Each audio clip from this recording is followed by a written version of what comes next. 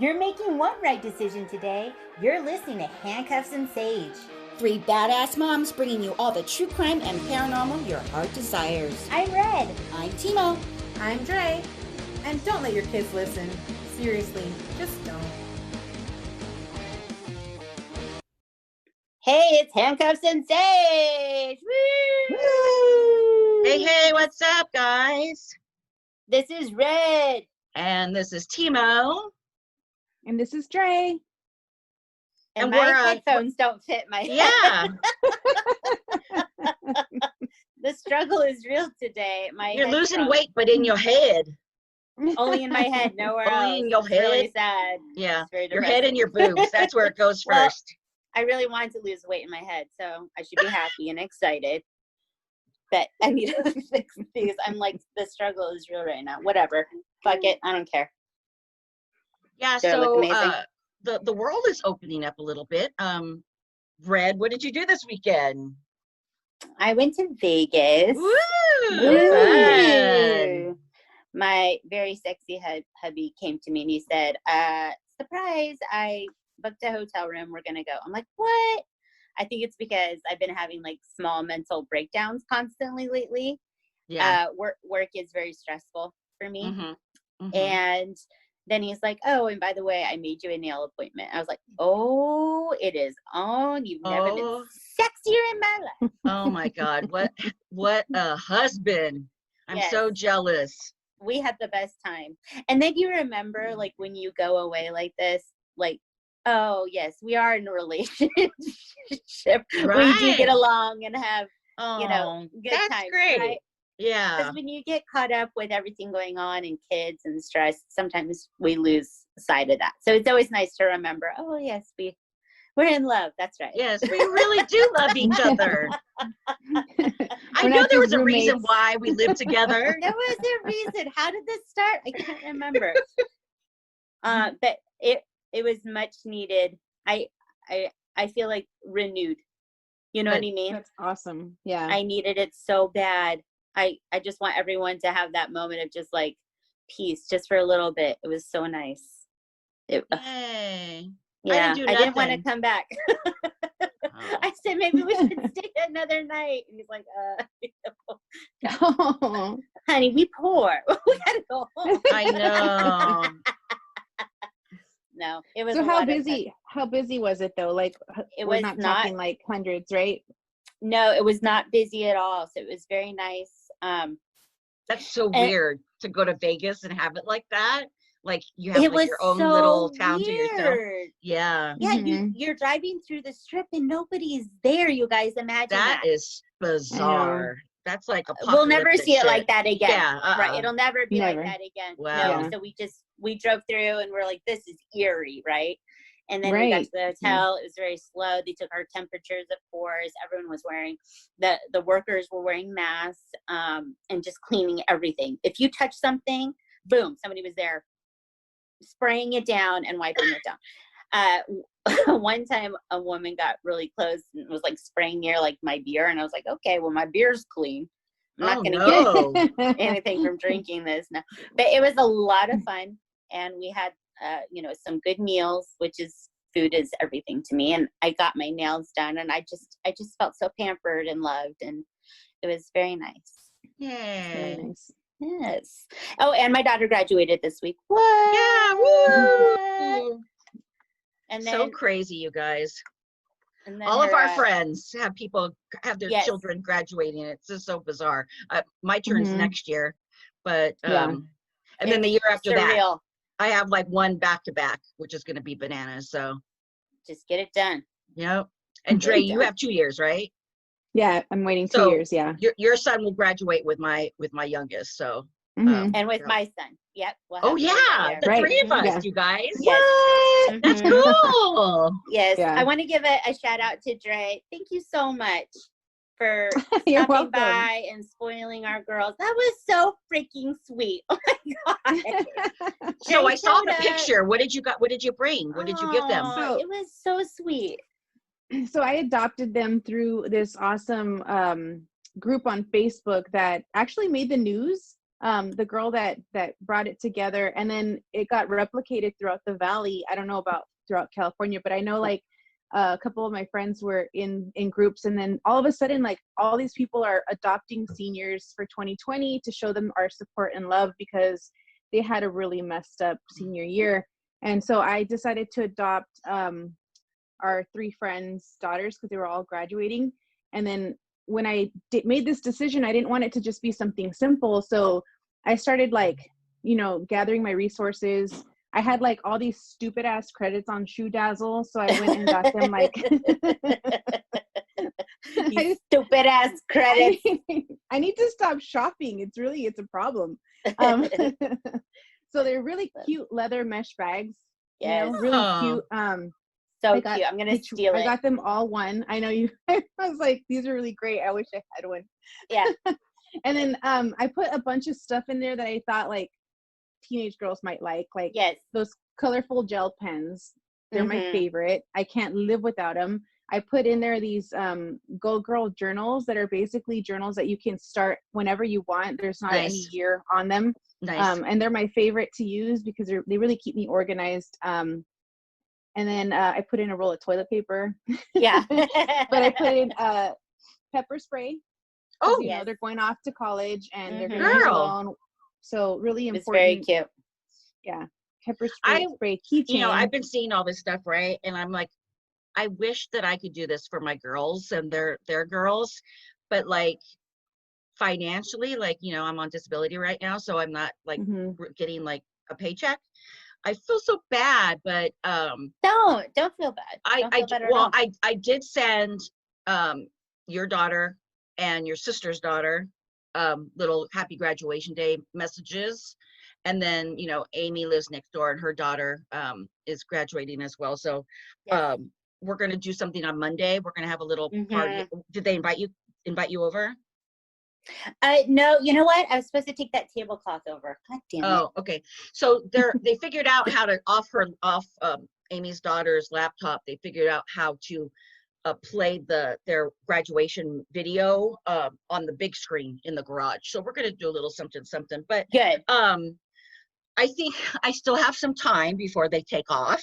So, and I should be back to work by then. So, I'll probably I'm going to be practical about it. I'm not going to be like all loving, like, hey, you know, whatever. I'll probably give them something like totally like practical for going away to college, like, you know, some type of like life hack, something or other, but I still have some life time. Hack.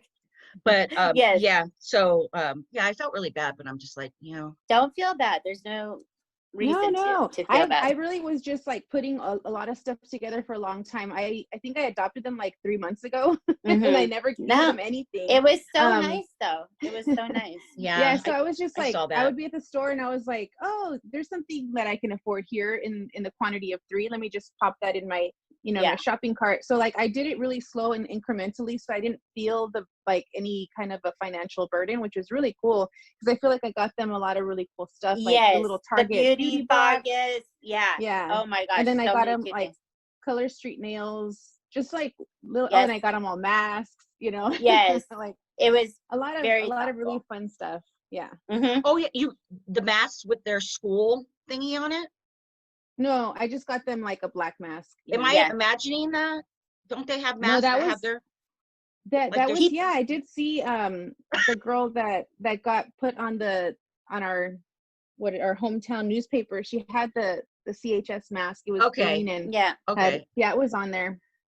Who got really the parents the stickers that said you know, whatever mom, whatever dad? University of Utah mom and dad. That was for me. Yeah, from my sister. Of course. I was so excited. I know, those are so cool. Official. Yeah. I know. I'm so excited. I'm gonna be so sad. They did those cool smoke bombs. Those were awesome. The pictures of your daughter. So cute. So they did the colors of their high schools, and then they did photos of the colors of the universities or colleges they're going to. Cool. And my daughter is going to University of Utah, so the colors were like red and white, and it looked so cool in the photos. Very dramatic. Yeah. They smelled really bad.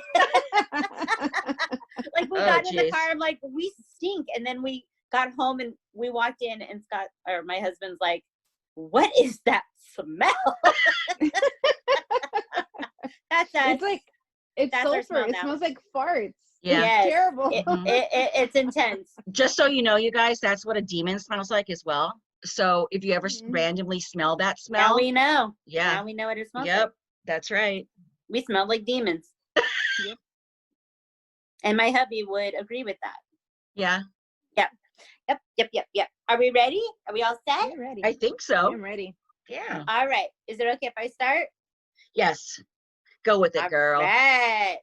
Okay. So this week I'm talking about the case of Madeline McCann. Oh no. Whoa. Yeah. Oh no. Yes. Because there's a lot of shit that came out this week, right? Yes. A lot of new shit. Yeah. Okay. That's All right. very timely. I'm going to try not to cry on this one. I know. I'm going to try not to cry too. Okay. So on May 3rd, 2007, at a resort called Praia da Luz in Portugal, the McCann family went for a vacation. This is called the Ocean Club Resort, and it's in a tourist village. And not a lot of things happen in this tourist village, right? It's actually very easygoing. There's not a lot going on, right? It's not like for young partiers, right, to go for a spring break. It's very easygoing there. So 39-year-olds, Kate and Jerry McCann, who are doctors, they're both doctors. They take their 3 small children. So they have 4-year-old Madeline, who's just darling. She's just the cutest. And their twin, Sean and Amelie. And they actually went with 7 other people and then their kids. So this was like a well-planned thing that they went with their friends, and their friends also were in the medical field.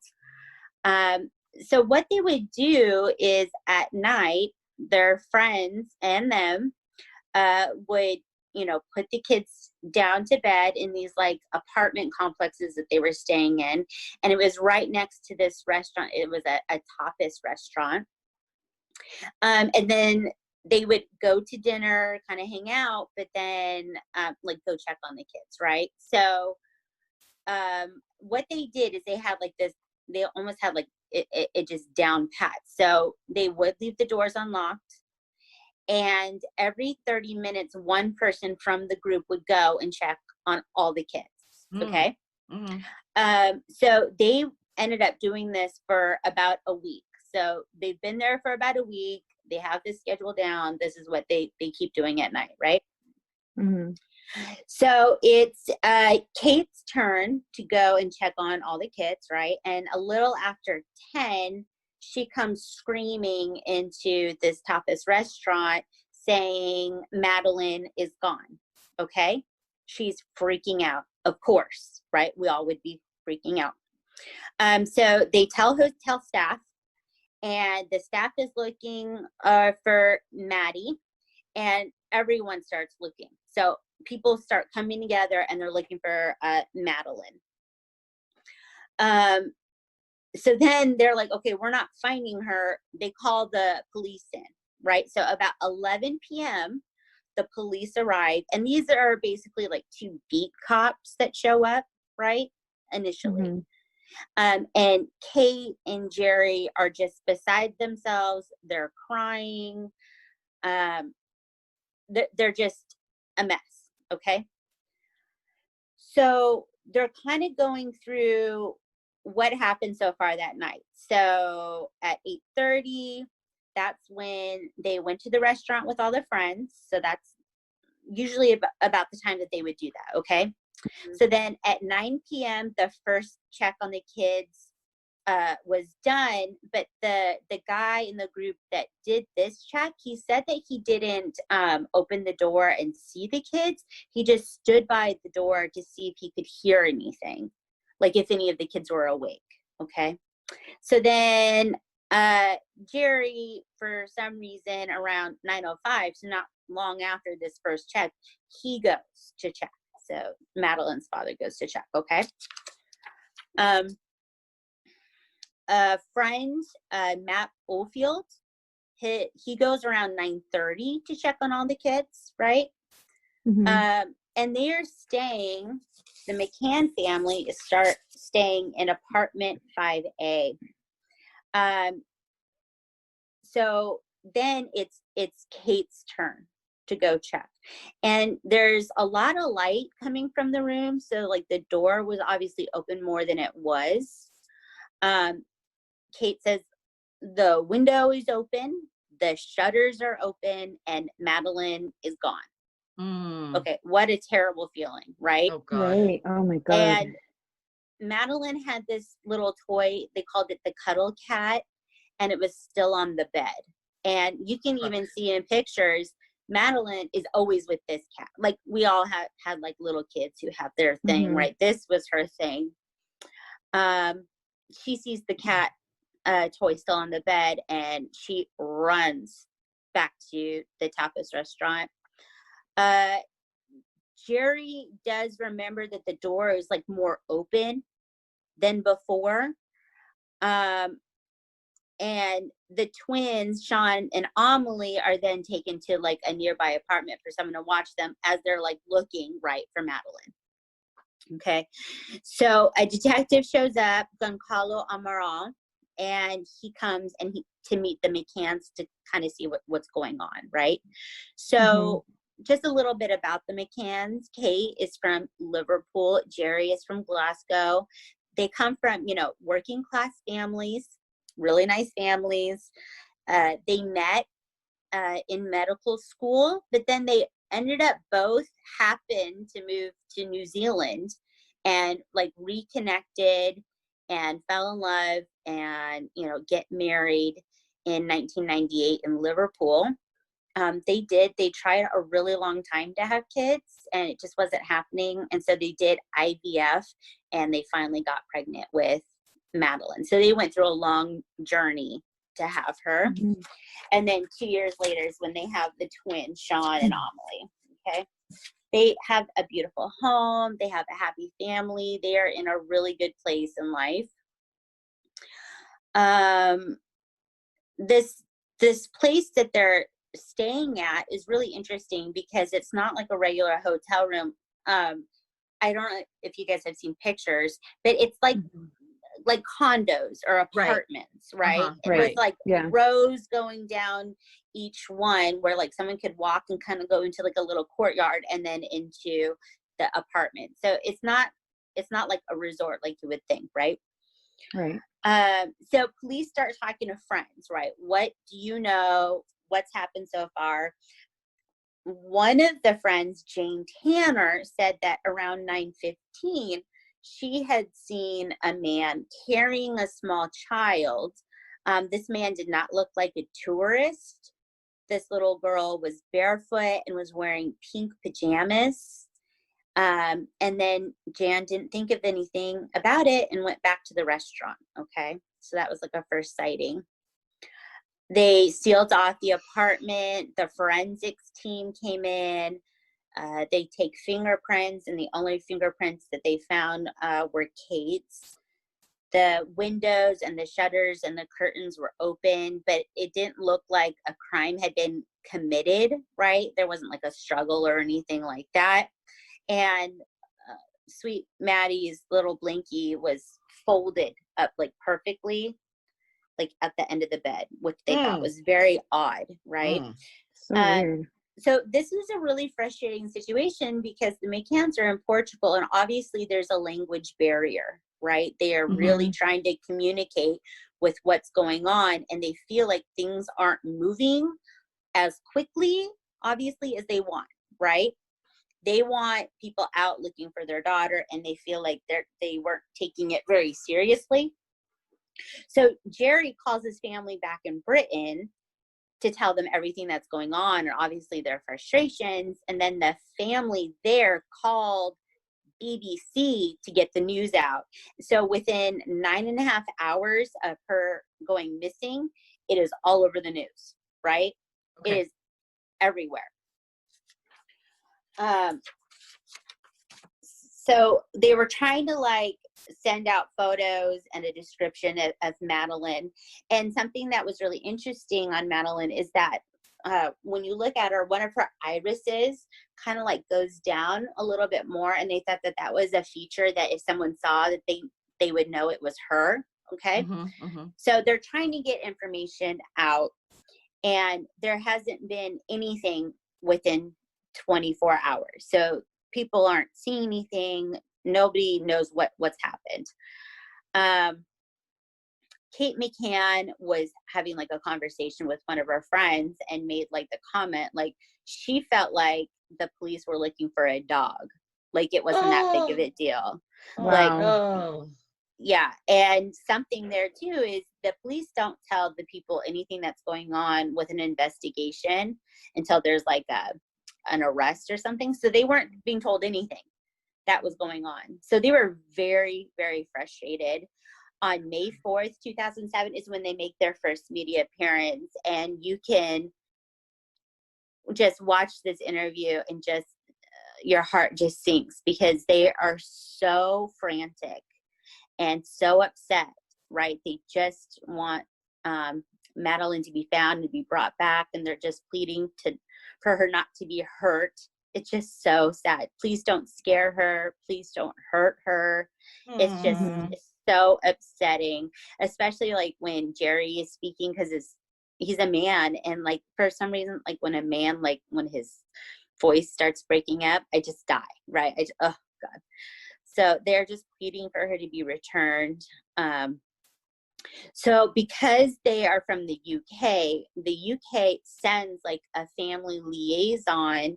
That is something that they do there, is like during an investigation or like a rape, case, they will have a liaison for the victim to help them, go through that process. So they sent a family liaison to Portugal to be with the family, right? To kind of like go through this process. And that really upset the Portuguese police. They felt like the UK was trying to push themselves into their investigation, right? So then this very odd character comes out. His name is Robert Murat. And he kind of inserted himself into this investigation and was like, I'm here to help. I speak both languages. He was very friendly with all the reporters. He was just always like there trying to like be part of all of it, right? People just thought he was kind of a weirdo. Oh, great. So we have this weirdo trying to insert himself and be part of this whole process, and media is filling up this very small village. So it's just chaos, right? And the police are saying, and we're not used to working under media pressure, which is adding to the frustration, right? So then tips start coming in. And a man named Martin Smith gave this tip. He said he was leaving a restaurant called The Dolphin, and he saw a man carrying a child, in pink pajamas. And he said that he looked very awkward holding the child, like it was his first time holding like this child, God. Right? Okay, so now there's been two sightings, right? Two sightings of a man carrying a child. One, Martin Smith, and the first one, Jane Tanner. So that's kind of like, okay, we think she's been taken by this man, this sighting, okay? So the McCanns are staying in Portugal, of course, looking for Madeline. So then the police get a tip about Robert Murat, the translator. So they start like really looking at him, like, why is this guy inserting himself in the investigation? Right. We've heard, like in the true crime world, that is like something that they'll do sometimes, right? Yeah. So they're kind of looking at Robert like, what's up with this guy, right? Yeah. So they do this really weird thing where they put the first eyewitness, Jane, in a van with the cops, right? And they're like sitting on a street. She's like, what's up? What are you doing? And then they have Robert Murat like walk across the street to see if like he looks familiar to her, and she says that he does look familiar to her, but you could say he looks familiar because he's inserted himself in the investigation, and he's been around, and he's been in the media, right? So who knows, you know, if that's the guy she saw. So he became a suspect. They took his computers, they dug up his whole garden, and they interrogated him. And Robert said he was with his mom that night, just talking in the kitchen all night about all sorts of things. And the police said, like, who talks to their mom all night? Like, that's weird. And Robert was like, I do that all the time. My mom and I have a really good relationship, and that's what we did. Right. So they're starting to feel like the investigation is slowing down, and they really, really want to keep the investigation going. So they start a website and a fund. So this website that they set up gets 60 million hits in 48 hours. Oh my God. Yeah, it was all over the world, right? We all saw, you know, the investigation in the news about it all the time. Celebrities were talking about it. In the UK, they put yellow ribbons all over, so that was for her. So tips start coming in from all over the world, and there was a sighting in Morocco a week after the disappearance. They said that this little girl had blonde hair, green eyes, and that she made a comment to the person she was with, "Can we see mommy now?" They went to get the video footage that would have seen like where this little girl was, and it had already been taped over. Oh, so shit. That's yeah. So then there was a second sighting in Morocco of a little girl, and they were concerned that the little girl was taken there because, you know, people can do that for child sex trafficking through there. Yeah. So the McCanns go to Morocco, of course, right? They have these sightings and everything.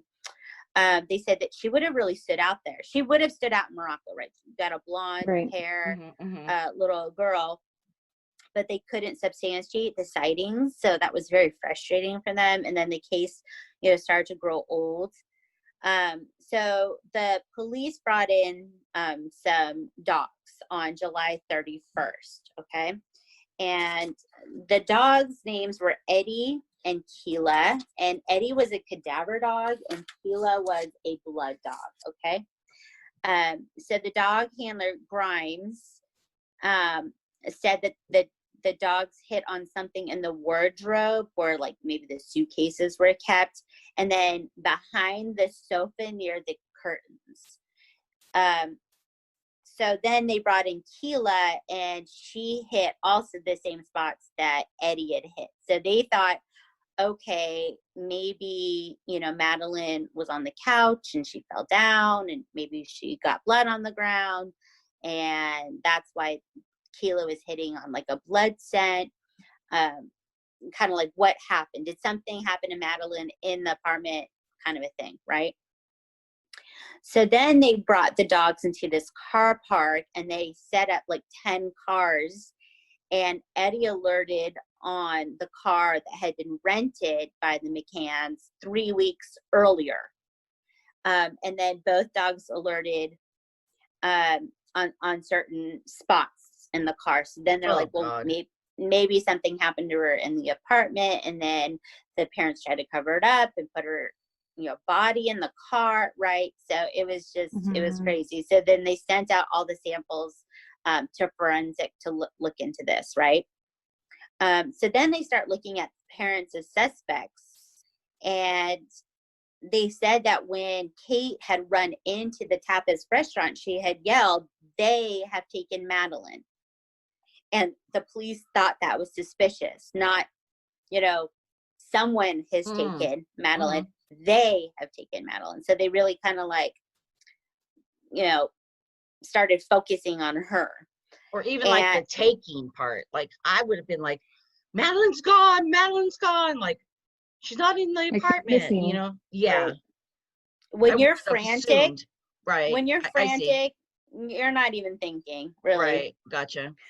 So they said that the twins had stayed asleep during all of this. So even when people were going in looking for Madeline, the twins stayed asleep, and they thought that was odd. And then they thought, well, maybe these kids were medicated because they weren't waking up with all this chaos. Right. So Detective Amaral thought that they had drugged the kids so they could go out to this restaurant. So something that they use in the UK is called Calpol. I don't know if I'm pronouncing that right, but it's something that makes kids kind of doze off to sleep, almost like a melatonin, right? Mm-hmm. And it isn't unusual, I guess, for parents to give it to their kids in the UK. No judgment. I've raised children. I understand. Okay.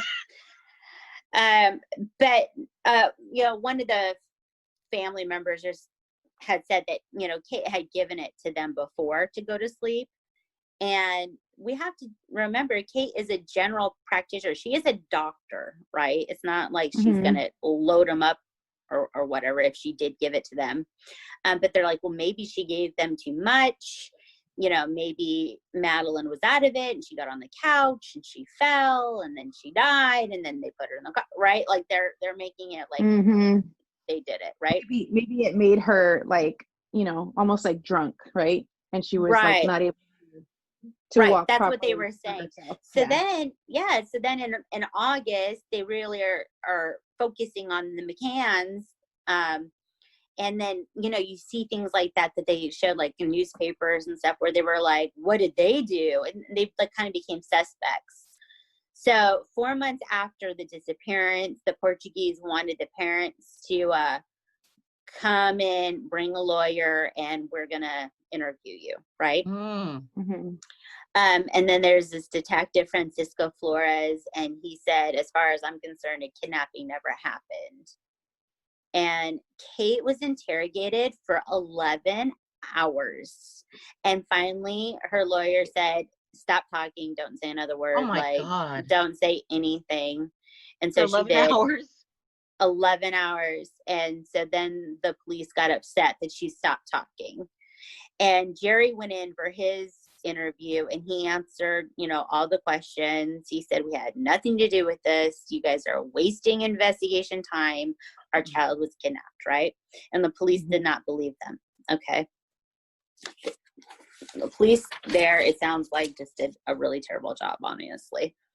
The police said that they are prime suspects, right? And they had interviews with friends and family, and they said, absolutely not. So ridiculous. They didn't do anything, and they wouldn't do anything, right? But then, of course, because there's always people that do this, they said, start talking shit about Kate and Jerry and saying they're irresponsible. They left the kids in the room and the doors were unlocked, and, the hotel had like a child service thing that they could have left him in. But you have to remember that the way that things are done, like in Europe, and the way that we do things here, I think are very different. It's actually like very normal for vacation for parents to do this with their kids. And all the parents there were doing the same thing with their children. Right. And they had set up a system to go check on them. Right. And these are medical professionals. These are smart people. Okay. The media would come out saying like, oh, they're swingers and they're just, they just said terrible things about these parents. And I feel so bad. Like these parents are looking for their child and the media is just saying terrible things about them. So it's just awful. Kate wanted to stay in Portugal, of course, in case they found Madeline, but because the police had turned against the McCanns, they weren't charged with anything, but they felt like, who knows what would happen if they stayed. So they did. They went back to the UK. And then the police would come out and say, well, why did they leave? They must be guilty because they left. And it was awful. So then the police get a tip that, that eyewitness from before, Martin Smith, the one that he said he saw the guy carrying the girl and it was like awkward. He calls in and says, well, the guy that he saw looked a lot like Jerry McCann. So then he was like, well, maybe it was Jerry McCann holding her. And so then forensics come back and it says, yeah, no, there's nothing to back up anything the police are saying. The child didn't die in this car. There's no like blood here, right? And these are the forensic. This is that there's nothing to say that anything happened to Madeline in the apartment or the car or that she died or anything like that. So the police were then kind of pissed, kind of messed up their investigation. And so Detective Amaral was super upset about it because the forensics aren't backing up his theory. And he was caught saying something really shady about the British police, just talking shit and saying like the UK is just protecting this couple and why are they protecting them and helping them. And this came out in the media. And so Amaral was taken off the case and then was later fired. Wow. They weren't having it, right? So then a new detective comes in, Rubello. He takes over and he doesn't think that they're suspects in this case, right? He doesn't think the McCanns did it. But the attorney general then has to close the case because there's no new evidence. So they've gotten to the point where nothing is happening, and how heartbreaking for the McCanns, right? Hearing like there's nothing more we can do, right? So for 2 years, the McCanns, Jerry and Kate, continued the investigation on their own without any police help. They try their best because they're looking for their daughter. And they went to the British government just pleading for help. Please help us find our daughter. And they, don't hear anything. And then in 2011, it was the 4th anniversary of Madeline being gone. Kate wrote a book, and the book came out, and it was a bestseller.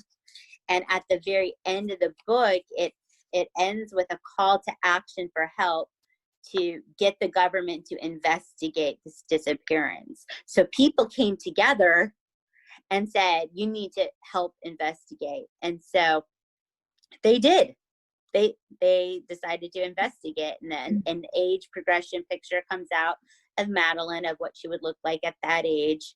They call this Operation Grange. And so the Metropolitan Police from New Scotland Yard, which is like our FBI, right? They take over. They call this Operation Grange. And the McCanns really trust them, right? They feel better about, obviously, them investigating it. If the FBI was looking for one of my kids, I'd feel better about it than the Portuguese police, just saying. So Detective Redwood with the Metropolitan Police, he's the one that is handling everything, and he takes over. And he says immediately he finds just glaring errors, right? The apartment had been contaminated, like people were just in and out. So that really messed things up. Nobody checked cell records of anyone that might have been around.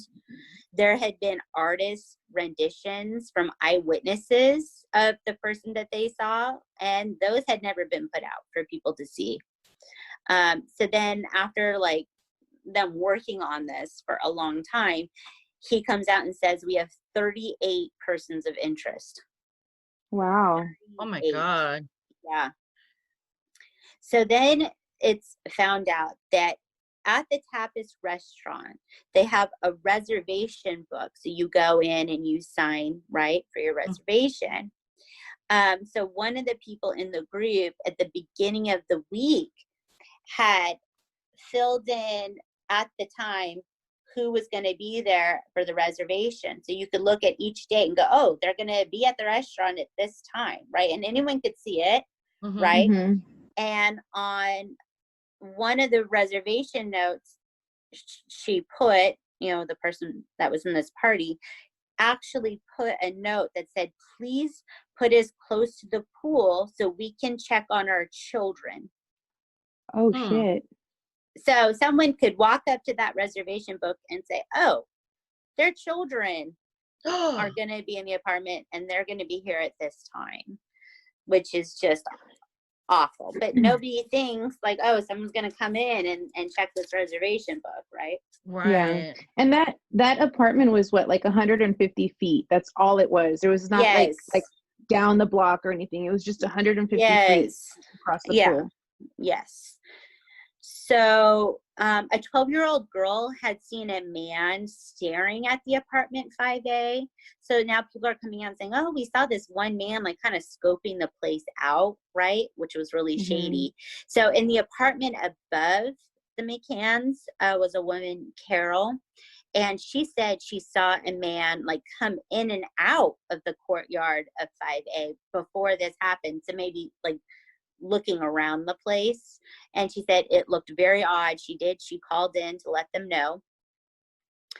I guess right before Madeline's disappearance, and some months before, there was like a 4-fold increase in burglaries. And so the staff said that it happened frequently. So all of a sudden burglaries were like happening nonstop. They checked cell data to kind of see who was in that area. And between 9 and 10 p.m., 3 very well-known thieves were there stealing from these apartments, and they ended up being Ocean Club employees. So people that worked there were breaking into these apartments, and they thought, well, was someone doing a burglary? And then there was these children, and then there were, you know, like, did something happen there? And Martin Smith, back to that second eyewitness, he said that he saw the man that he thought looked like Jerry around 10 p.m. But they said at 10 p.m., Jerry was with his friends looking for Madeline, so it couldn't have been Jerry that he saw. So he saw a man that looked like Jerry. So I know that's very confusing. And then a sketch comes out of what that man looks like based upon Martin Smith's eyewitness account. So this was like a $10 million investigation that they put into this, trying to find her. Wow. And then in October 2015, they came out and said, look, we've put all this time and money into it. And we have to take the operation, you know, down. So it went from like 30 people working on it down to 4 people working on it, and funding like came down, because a lot of people in the UK actually were saying, we're spending all this money looking for this one little girl when so many kids are missing. So many kids need our help. So that was the thing. So the reason why I wanted to do this story is because this week there was kind of a break in the case. So a month ago, Madeline would have been 17 years old, right? Dang. This happened 13 years ago, and it was just come out that there is a suspect finally in this case, and it's a 43-year-old man named Christian B., and he is a sex offender, and he is a bad man. He is a bad person. He's in prison right now already for some drug offenses, and also for the rape of a 72-year-old woman. That happened near at the resort before Madeline went missing. He's also the suspect in 2 other cases of missing children. His house, you know, has been searched. They found, what is it, like a USB or like a thing with child porn on it. He's just a disgusting person. He came to Portugal in 1995 because, you know, he was being looked at for sexual offenses in Germany. So police had gotten a tip about him because he had made comments to a friend one night in a bar about the case. I don't know what the comments were. They didn't say, but probably that he had something to do with this case. But the tip was called in.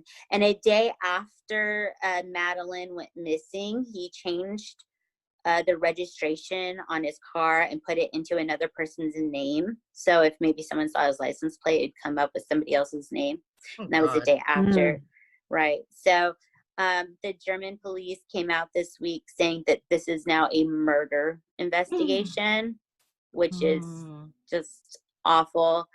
And Kate McCann had said before, her greatest fear would be that it would be like a sex offender, something to do with that. So we're going to follow this case and see what happens. But I feel so bad for the McCann family and everything they've been through. And they really seem like amazing parents and good people. And Jerry is still a doctor. He is now a cardiologist. And Kate is no longer a general practitioner. She now helps with children's charities and fundraising. So she really gives everything she can to that. And then their twins are now 14 years old. And I really hope that they finally figure out exactly what happened, and this guy pays for what he did, not just for Madeline, but for all these other victims in this case. It's just heartbreaking. It's just so sad. Yep. So that's the case of Madeline McCann. To be continued. So sad. Okay. I just couldn't imagine having to go home without your child. That is like just, that's just heartbreaking. Like you're on vacation, so you have to go home sometime, and just so it's horrible. Awful. It's awful. And she, Kate is very open and said like this almost broke up their marriage, of course. A lot of couples don't survive, when a child goes missing or after a child dies, but they've stuck together and they've worked through it. And I think they're really amazing people. I really do. Yeah, I can imagine that conversation, like, well, did you check? And like the whole, going through it in your mind, because there's what's given to the public, but there's also those conversations, those private conversations they have with their friend, like, hey, well, why did you just listen? Why didn't you actually check and see, Right. There's a lot of that probably so many of those moments. Like a lot of accusations, really terrible. Yeah. But they're strong, and we've gotten to this point, and hopefully we get some answers, because they've been waiting a long time. I think that's like the worst, just not knowing, just having no idea. Awful. So awful. Yeah. So that's my really sad case. That's really sad. Just sadness. Yeah, I'm not clapping.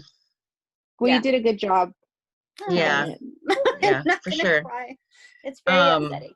Yeah, it is. I isn't there some type of show on this, on like a documentary on Netflix about this all? Have you guys seen that? Yeah, I watched it. Is it worth watching? Yeah, it's very good. Yeah. It adds a lot to it. Some things that I didn't, cover on this, but I think they did a really good job. Investigation Discovery did a really good job. There's been, multiple podcasts that have covered it. It's just new information after all this time. That's crazy. Yeah. And I felt like I should talk about it. Right. They didn't have like a single one suspect this entire time. Right. 13 years. Yes. So crazy. Yep. Yeah. So I thought it was important. I mean, it just happened like a month ago, right? 13 years, 1 month ago. Yep. Like May something. Yeah. Wow. So sad. Yeah. All right. Let's do some paranormal. I'm gonna listen. Let's get scared. Let's get scared. So if you are listening to this before you listen to episode 33, stop now, go back and listen, because this is my two-parter. This is the continuation of the Dear David story. Dear David. Just to recap a little bit, there is a guy, his name is Adam Ellis, and he went on Twitter and basically started telling a story about how he is being haunted by a dead child, and he thinks that this ghost is trying to kill him. So he goes through a series of pictures and sound bites and videos of occurrences that are happening in his apartment. He lives in New York, and it's up until this point, it's been pretty bananas. It's been pretty creepy. Dre and Red Dre knew a little bit of it. Red didn't know anything about it, and I didn't Google anything. Good. I did not look it up, and I was thoroughly Dre? enthralled. I didn't. I was so good. Okay. I was so good. I told them that not to cheat because you could totally bring it up and get the second part. No. So, okay. No, perfect. I like the thought of not knowing and having you take us on this journey. Excellent. I like that. Cool. All right, buckle up. Okay, so when we ended on the last, so what I'm doing is I'm reading the tweets as they came out. So I'm basically reading word for word what I'm gonna wait here for Red. She's opening a package of something or other. I'm eating. Oh yeah, I'm starving. I haven't done that yet today either, so yeah, good for me. And I've had a lot of caffeine, so okay. So like I said, I'm just going to be reading the tweets as they go. And where we ended off, it is, oh shit, okay, it's September 22nd. This happened in the year 2017. And Adam says, whatever happens, I want to thank everyone for their kind thoughts and concerns. This whole ordeal has been stressful and it means a lot. It makes me feel like I'm not going through this alone. See you in a couple weeks. So that's where I ended. He's planning a trip to Japan. So that's where we are going to begin. Can I ask a question? Sure. So when he's tweeting these things, right? Is he getting like a lot of responses? I don't know how Twitter works. How does that work? Do they is he getting retweets? Are people commenting? How does that? Yeah, so like on that one, you press the heart. The heart means you like it. He got 7,162 likes. And then 588 people are talking about this. So either they commented or they retweeted. Yeah, so he has a pretty large following, and it's almost like that on every single, like the next one had 19,300 likes. Wow, like almost as much as I get, you know what I mean? Right. So we're going to move on to September. It's Friday, September 29th, 2017. He says, I bought a votive tablet at the shrine. I'm in Japan.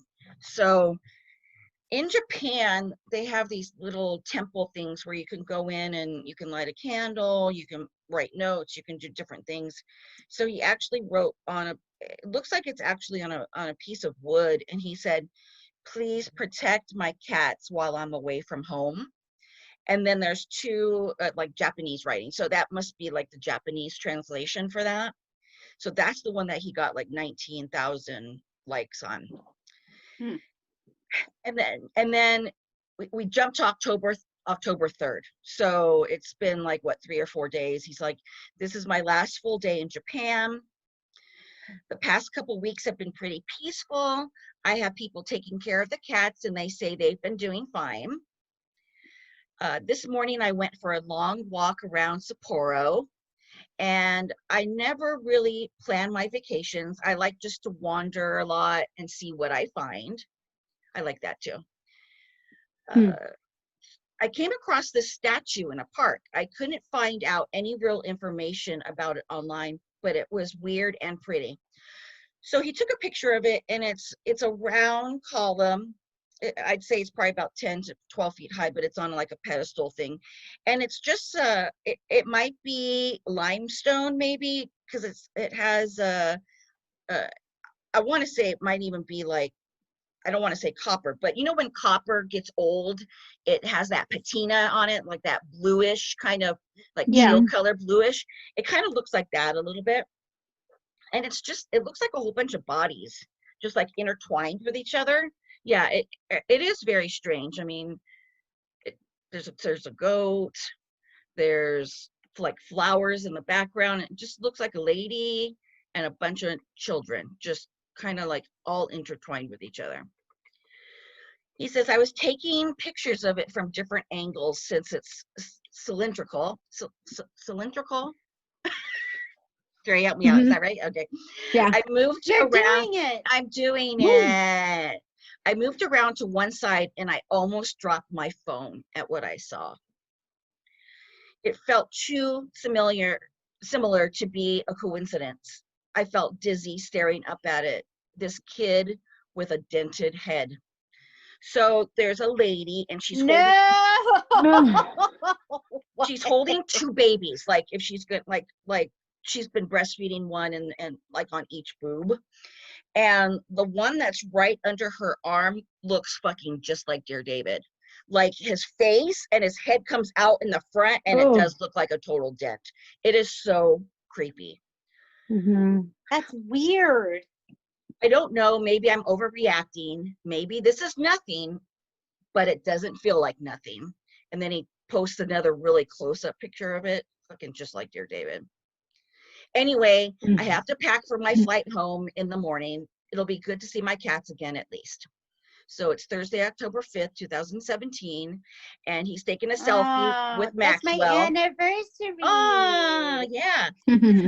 So it's a selfie and he's holding Maxwell. And it says, I made it home safely. The cats are fine, if a little more talkative than usual. And then we skipped October 14th. So it's been like a little over a week now since he's been home. And then he says weird things have been happening with the electricity in my apartment this week. First, 2 bulbs have burned out in the hallway in less than a week. At this point, I've just left it alone rather than get out the ladder again. And he says, but the strangest thing is to do with the backlight on my TV. It's an LED strip that plugs into the TV itself via USB.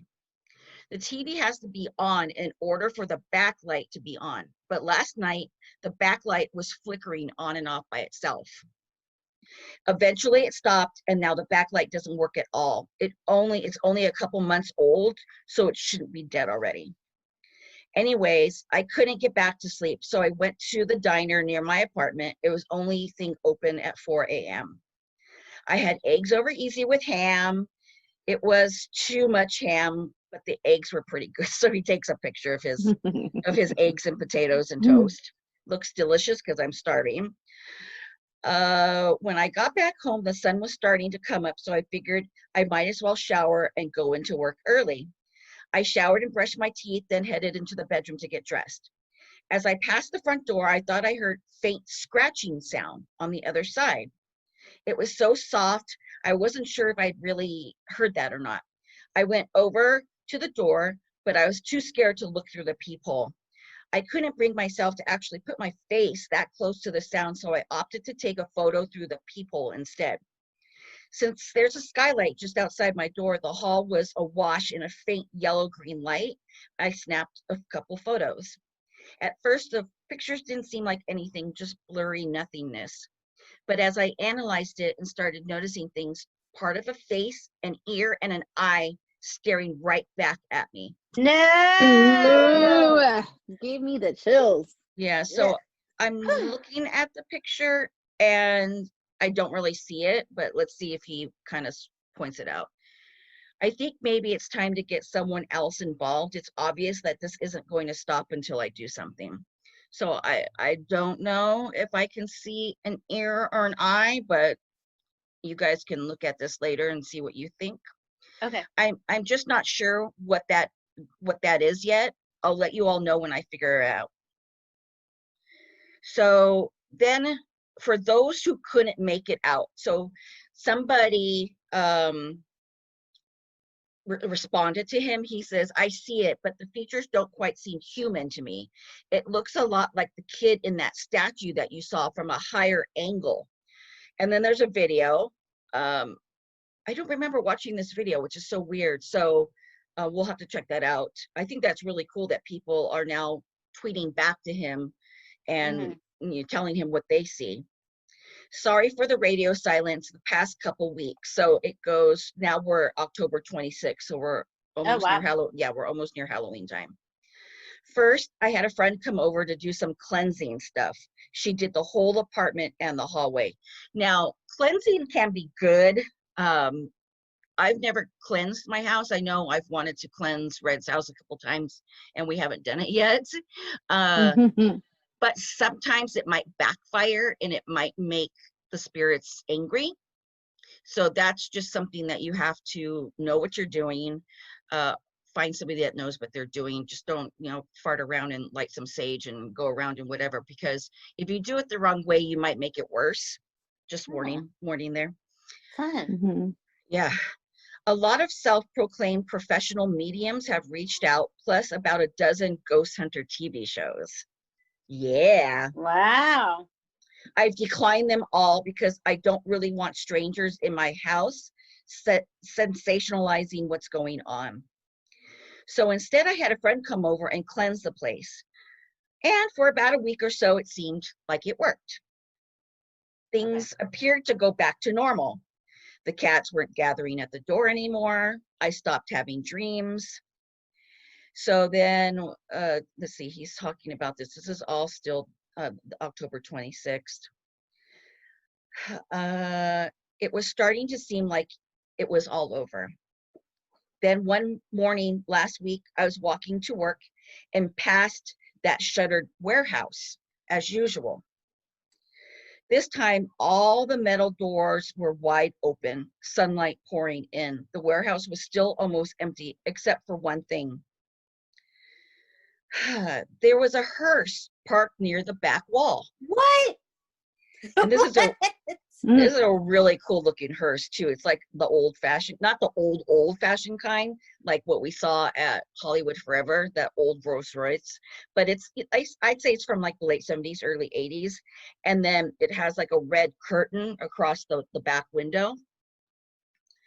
The warehouse has been closed for over 2 months. I have no idea why it was open that day. Nobody was around. It was weird, but I tried not to think about it. It's not at all strange to see a hearse, I guess, like they have to park somewhere. I tried to put it out of my mind, and the next several days were uneventful. But something else happened last night. It was around 11 or so, and I was watching TV on the couch. I went into the dining room to get a drink from the fridge, and I noticed both cats sitting by the far window staring up at it. The window looks out onto the roof of a business next door. I glanced out the window but didn't see anything. I figured maybe there was a mouse in the wall or something. I shrugged it off and grabbed a beer from the fridge. As I went into the kitchen to get a bottle opener, I noticed something. There's a window in the kitchen which looks out onto the same roof, and someone was standing on the roof staring at me. Ah! Creepy. Ugh. I would lose it. I know. So he's like, I immediately ducked down. I reached up and off the light switch. I peered over the windowsill, but couldn't see much. My phone was in my pocket, so I grabbed it and took a photo. It was blurry and dark, but I swear someone is out there. And he does take a picture, but I can't see anything. I can't even make what it looks like. I tried to take a better photo and figured it had disappeared. I closed all the blinds and made sure the door was locked, and then drank like 5 more beers until I was too drunk to be scared. Samesies. Oh my God. But now I feel like I'm back at square one. I'm sure it was him. He's not going away. I don't know what to do. So now it's November 6th. So kind of bummed that like he didn't do like a Halloween tweet. You know what I mean? I know. Yeah. It's been what? Go ahead. I have a friend that actually owns a hearse. It's really cool. What? Yeah. Yes. Oh, she lives here in Santa Cruz. She's the one that did my eyebrows. Oh, yeah. I have a friend. Eyebrows. Yeah.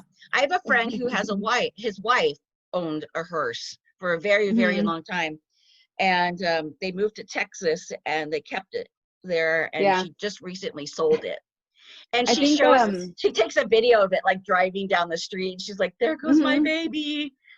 Yeah. They actually, I think they got a complaint from like the homeowners association saying like you have to move your commercial vehicle. And they're like, it's not commercial. It's my ride. This is what I drive, okay? This is what I drive you. on Sundays. Hello. Oh my God. Ah. All right. So November 6th, it's been about 4 months since the first time I dreamed of David. This might be long, but stick with me. Last night, I dreamed about him again. It was almost exactly the same as the first time I saw him. In the dream, I saw him in a chair again. I don't have that green chair in my room anymore. This time it was a recliner I've had for 2 years. He was staring at me, just like the first time. Again, I felt paralyzed. I could barely move, but this time something was different. I still felt mostly immobile, but I could squirm just a little bit. I felt more alert. I could move my hands somewhat. David glared at me, and I dreaded what I knew was coming. He was going to get out of the chair and come towards me like before. Oh my gosh. I had to do something. I kept my phone next to me on the bed and somehow managed to get a hold of it. I thought, if David is going to kill me, maybe I can at least get evidence on my phone. I started snapping pictures in the dark. Sure enough, he crawled down off the chair and began shuffling towards me. He moved slowly, like I was a struggle for him. Oh, God. I felt terrified, but I kept taking photos. David limped closer towards me, never taking his eyes off me. Soon I was face to face with him. No. Stop it. Ooh. He started muttering something too quiet for me to understand. I watched his eyes roll back in his head until they were all white. I tried to writhe away from him, but I could barely move. I stared in horror as he began crawling up on my bed, still murmuring something. God. Why'd you ask 3 questions? And that's when I woke up. Same as before, broad daylight, no trace of David anywhere. What? Did he pee his pants? Did he wake up in a I bet. Yeah, I would. Sure. I'm like, yeah, for sure. Pee at the bed. Or just sweating like a friggin' pig. That happens to me every night anyways. Yeah. It's just weird. How did he black out? He fell asleep, like weird. Yeah, well, this was a dream. So what's weird is all this is happening in the dream, guys. Okay. So all this is happening felt like in the this dream. was real life. Right. Really So the pictures he's taking are pictures he's taking in his dream. Okay. Let's just go with that. Mm-hmm. It's all okay. So now it's the same time. He's like, it's almost routine now, but it was a dream after all. So I got up and went to work. And after a while, the stress of the dream melted away. After a while, it melted away. I wasn't even going to write about this since it wouldn't really be new information, but tonight I noticed something that petrified me. I went into my phone to find a picture from a couple days ago. I saw a dozen of pitch black photos in my camera roll, all from last night. It's better just to show you. Turn up your brightness. My God. Yeah, turn up your brightness because they're pretty dark. Oh my God, you guys. Okay. So you see where his like little recliner chair is, and you can totally see a head of something sitting in this chair. And I'm sure if you lighten it up, you can, okay. These are scaring me so bad. You could tell it's a small child. It almost looks like he has a doll sitting there, a bald head. And then you can totally see like the cutout of like how his head. Oh no. So he was actually taking photos? Yes. When he was sleeping. Oh, while he was sleeping. Yeah. So he's not saying anything on the pictures. He's just posting them. And then he's like, this one is the one that made my heart drop. And it's literally, now he's like almost right near him in bed. And it totally looks like a kid with a big chunk like taking it, but not like a human, not like a human. It looks like it's like a ghost. And usually I can come up with some excuse for what's happening, but I have no logical explanation for this. So now I'm sitting here on my couch freaking out. I certainly won't be able to sleep. I just felt like I needed to get out. Yeah, so out of the apartment. He needs to move. Yeah, peace out. Bye. So now it's Friday, November 17th. For everyone asking, yes, I'm alive. I've been on the quiet side because there's something I'm trying to investigate and I'm not sure how to yet. I'd rather not tweet unless I have something substantial to share. It's also sort of hard to explain the logistics of what I'm trying to find out, but I'll do my best. Basically, there's a part of my apartment I'm just learning about. At least that's what I think. To refresh your memory, I live in a duplex. I used to live on the first floor and now I live on the second floor. It's a long, boxy building that looks like this. So he's drawn a box, basically just a cardboard box shape, and then there's a little box next to it that says this is the business next door. Then on the bottom half he said my old apartment, then he wrote on the top part my new apartment, and then he's pointing to the roof and he says the roof that I don't have access to, and then he's pointing to the roof on the little business building and he says the roof where I think I saw David. Okay. The other week, I was tweeting the most recent update from the living room couch. About 30 seconds after I sent the last tweet, I heard a thump directly above my head, as if someone above me had dropped something on the floor, which is impossible since I'm in the top apartment. There's also no way to access the roof. There aren't any ladders on the outside of the building. The only way you'd get to the roof is through a skylight in the hallway. There are no trees in the immediate vicinity either. It definitely wasn't pipes either. It was a distinct sound of something falling on the floor. My building is old, it makes a lot of noises, but this is a new sound that startled me. So I'm thinking, is there some secret crawl space in my home? I look all over my apartment and I can't figure it out. So I go into the hallway and that's when something draws on me. There's no real way to ease you into this, so I'll just say it. There's a mysterious hatch in my hallway. I've always known about it, but I just assumed it opened directly to the roof. So this is a picture of like a crawl space, like some people have them like in their hallways, some people have them in their closets. It's just like a big square, and then it looks like just planks of wood that are painted, that are like nailed together and painted, like so that you could basically just lift it up and move it to the side. It's really high. On the ceiling? It's on the ceiling, like above the staircase. So he's like, it's really high above the stairs. So I always figured it was impossible to access without some sort of fancy professional ladder. I took this video so you could see how high it is. So he takes a video and shows you how high it is and then where the stairs go down. Like, yeah, there's no way you could like climb up there. Like your ladder would be on the stairs. It would be all funky. Okay. I see that hatch every morning when I leave for work and think nothing of it. But this time something dawned on me.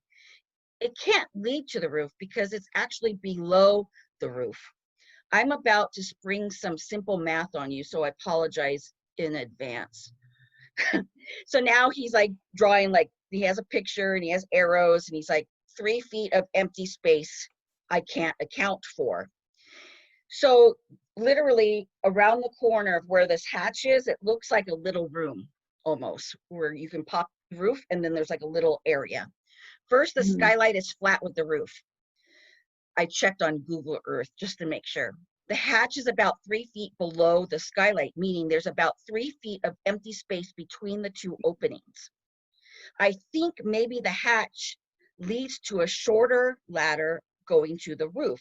But even if that's the case, the hatch is level with all the ceilings in my apartment. That means there's 3 feet of empty space all over my apartment. So now he's so now he's like a mini, like an attic. Like a big crawl space. Yeah. So now he's drawn on top of his picture of the square is now like this little, he wrote it in blue and he's like empty space. I was ready to explain this away for a few reasons. One, it might just be some sort of insulated space that all the residential buildings have. I'm not an architect, so what do I know? It didn't seem relevant enough at the time, so I decided I wasn't going to mention it here. But over the past week and a half, I've been hearing more things above me. A few days after the first sound, I heard a similar thump while I was in the kitchen. Then last night, I heard something like a small click on the floor and roll about 6 feet before stopping. Something is going on up there. Maybe it's a raccoon, but maybe it's not. I can't get over the fact that the hatch is in such a weird, inaccessible place over the stairs. I need to investigate. I'm not sure how to do this right now. I guess I'll try to buy a long pole off Amazon to see if the hatch even moves. I might even have to buy a construction ladder. At any rate, that's why I've been MIA for a minute. I'll keep you posted when I figure out how to get up there. Okay, I bought a pole. If the hatch is movable, I'll either shell out for a ladder or call my landlord to investigate. So he actually shows his Amazon order. And it says, in the breeze, heavy duty telescoping pole, 16 feet. He paid $38.89 for it. And it says, on the way. So now it's November 28th. A lot has happened in the last week, but I was able to go away for Thanksgiving. So now I'm able to write it all down. The noises from the ceiling haven't let up yet, but the pole I ordered didn't arrive before I had to leave for the holiday. So I didn't actually get to it until late Friday night. Okay, why are we doing this late Friday night? I planned to investigate the next morning and went to bed. Oh, okay, good. I'm like, why are you doing this? I'd barely fallen asleep when I woke up to an incredibly loud crash above me. It sounded like someone had dropped a bowling ball, and I bolted right up in bed and immediately felt strange. There was a weird energy all around me I can't explain. After about a minute, I heard another crash. I briefly thought about grabbing my shoes and booking it, but that would mean passing under the hatch. That seemed to be like a bad idea. So instead, I just listened and waited, though I'm not sure for what. The crash happened again, and then again, probably 15 times in a row, followed by a long silence. Then I heard a smaller creaky sound from the hallway. In my mind, I registered as a footstep, but I couldn't have seen anything. It couldn't have been anything. I stayed still, but there were no more sounds after that. I lay back down, still tense and nervous, but I must have fallen asleep at some point because I woke up the next morning and everything seemed to be normal again. I got dressed and left to go get a bagel, same as every Saturday. As I made my way down the stairs, something crunched under my feet. I looked down and noticed a pile of debris on the stairs directly under the hatch. No! So he took a picture of the stairs, and there's just like a big pile of like something like dirt, and then like sprinkled all around like 4 different stairs. It looked like dirt, but I couldn't tell for certain. It could have been old plaster or something. I glanced up at the hatch and noticed something else peculiar. The edge of something was caught in it, barely poking out. It's hard to see because it was so far up, but I took a photo. So he's literally right under it. And then at the very bottom edge, you see like a little black half circle of something. At that point, bagels were the last thing on my mind. I went back upstairs and grabbed the pole. I set my camera on the coat wardrobe at the top of the stairs and hit record just to make sure it would be caught on video if a demon burst out of the hatch. Oh my God. Just in case. Yeah. So he's not putting it at himself. He laid it down, so it's filming straight above him. Here's the video. So I'm going to play the video real quick because I want to tell you what's happening here. So he has the pole out and he's going down the staircase and he has the pole, and now he's directly under the hatch, and he's slowly raising up the pole, and he's actually touching the hatch now, and it totally moves easily for him. So something falls down. So he barely lifts it to where he saw that little half circle, and something drops. So then he walks away from it. What drops? He's okay. This is real time. Yeah, I know. I jumped out of the way and practically fell down the stairs trying to dodge whatever it was that fell.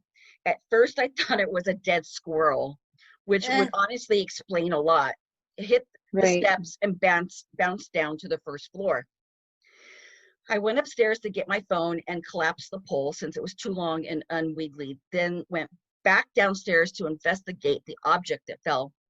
At first, I wasn't sure what it even was. It was a dingy, faded black. I picked it up and realized that what it was a small leather shoe.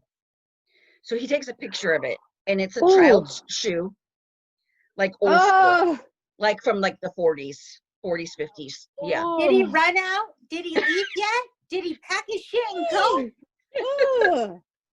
No. He says, I hustled. Terrible decisions. I hustled back upstairs and texted my landlord. I told him I thought there was something in the crawl space and asked if I could investigate. He said he'd come by later with the ladder to check it out. Oh my God. Oh my God. A few hours later, my landlord was on a ladder shining a flashlight into the crawl space. You know, you're all gonna die. Yeah, this guy doesn't know what the fuck's going on. He's like, sure. He's probably thinking, fucking, there's animals up there that I have to take care of. Right. I stared up at him. I wanna go back. So he lives in a duplex, right? Mm-hmm. And is it just two upstairs people that live?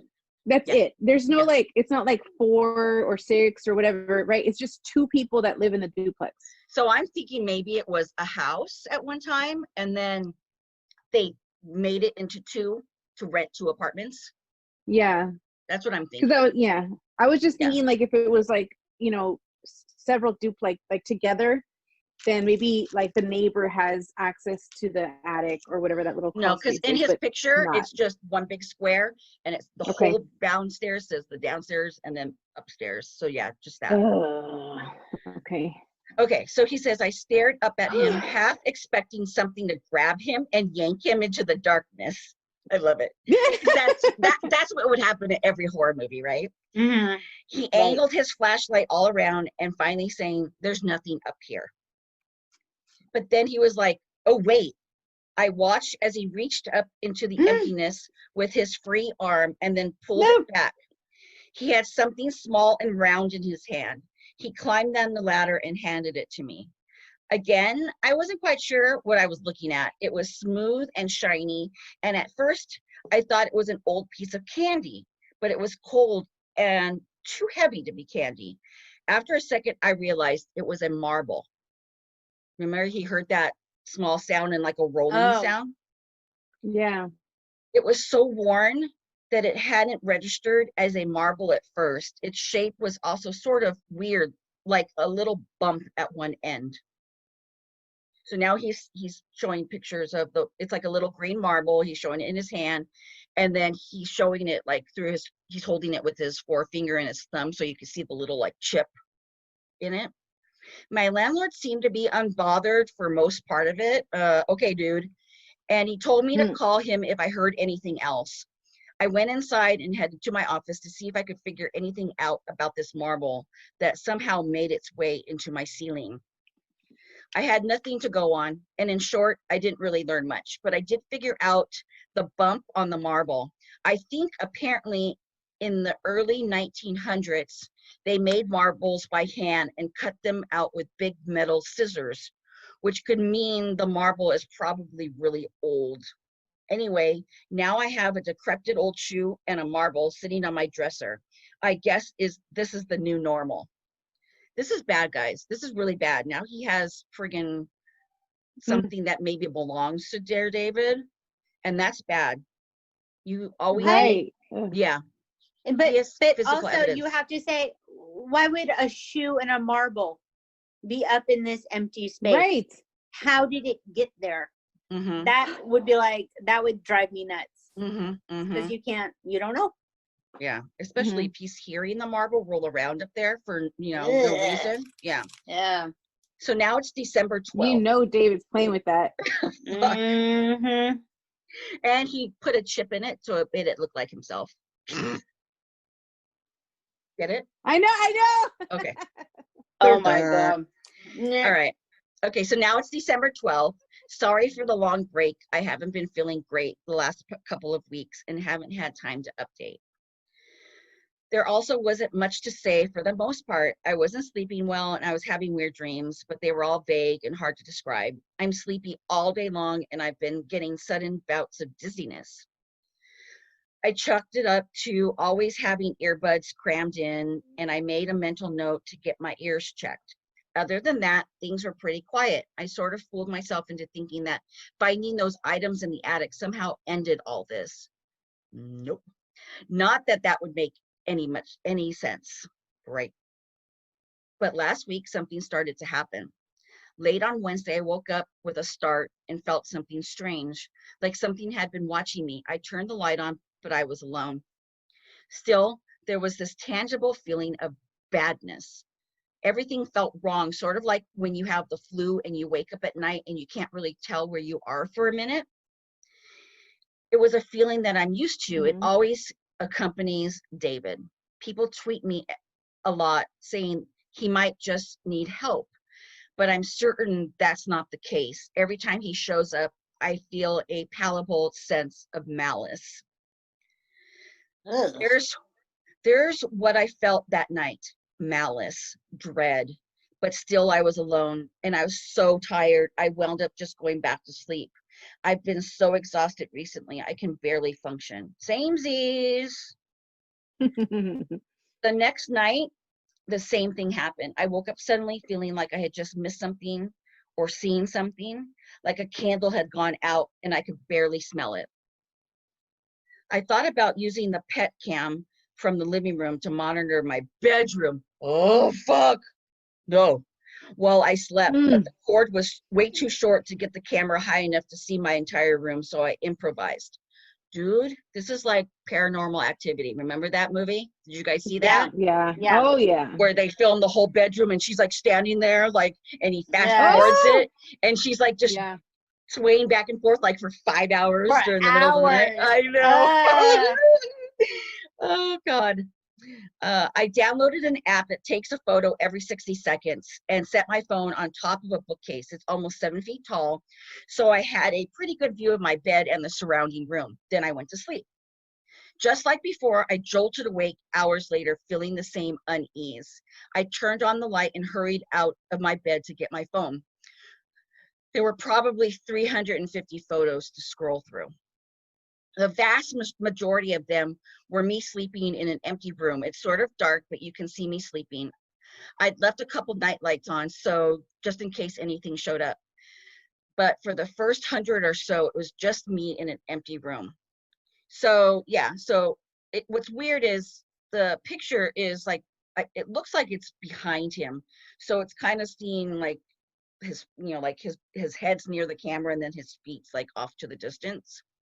Then suddenly he was there, standing at the chair at the foot of my bed, staring at me. Dude, there is a full-on picture of a little kid like standing at the foot of his bed. Like you can see him clear, like no doubt. Is he asleep? Is he asleep? He's asleep when this is happening. Okay. Oh my God. But yet it doesn't look human. It's a weird picture. It's so creepy. He needs to go. He's got to go. So then he showed the picture right after that, and there's nothing there. And then the next picture, he's back. In the next photo from a minute later, he seems to be staring straight up at the ceiling, just staring. Then he appears to collapse on the chair. The next dozen photos are all the same. He's completely lifeless. At first, I thought he was dead, which obviously doesn't make any sense. I looked over at the chair, expecting him to still be there, but it was empty. So now it's like a little blob. So I guess he's sitting on the chair. But then in the next photo, he's gone. The room is totally empty again. He's gone in the next several photos too. I figured maybe that was it, but I kept swiping through the photos. About 15 photos later, he was back, standing next to my bed. It was just like the last time I saw him.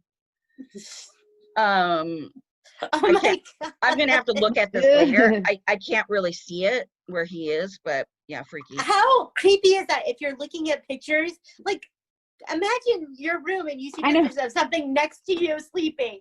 Oh hell no! How Just terrifying sleeping. is that? Oh hell no! Oh hell no! I'd be out. Yeah. So quick.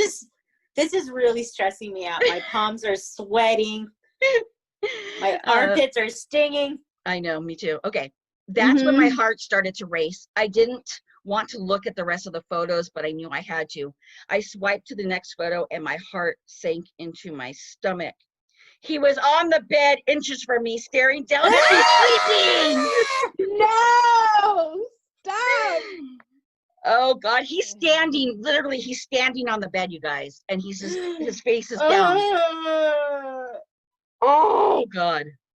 The next one was worse. Oh my God. I know. What do you do? You like, what do you do? Yeah.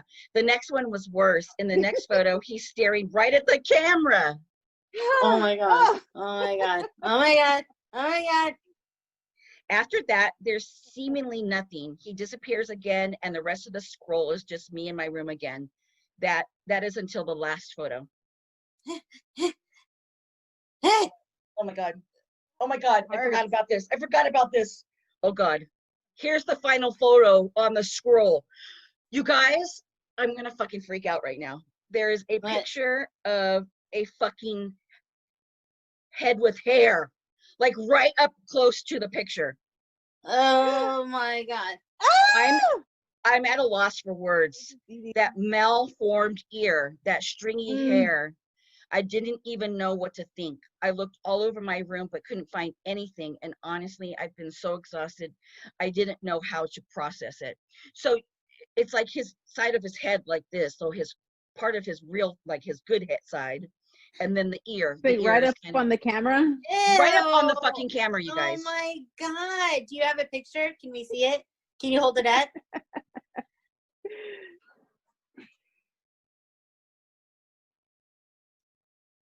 Oh, oh my God. Oh. Yeah. Stop it. Yeah. Oh. I'm gonna throw up. Okay. Even now, all I want to do is just go to sleep. So now it's December.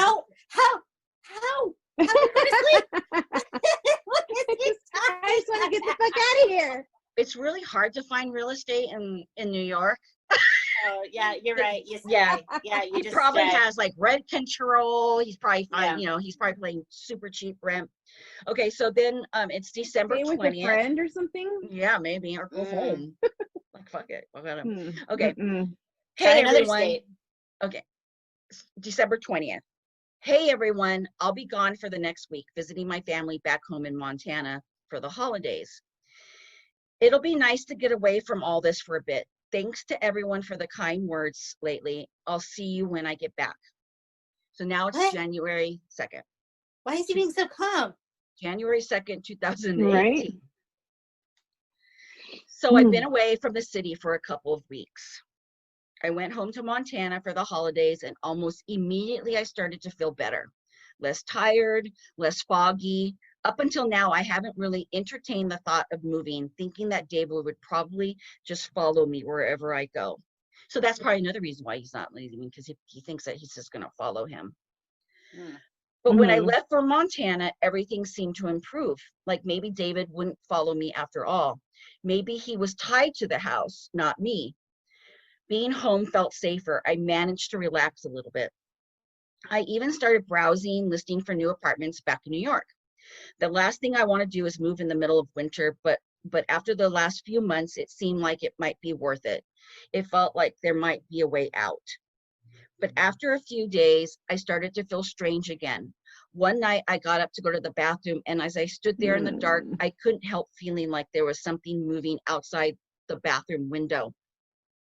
The bathroom looks out over the backyard and is pitch black. I could barely see anything, but it's Montana and there are animals passing through all the time.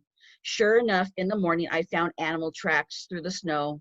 I don't know the specific animal, deer, elk,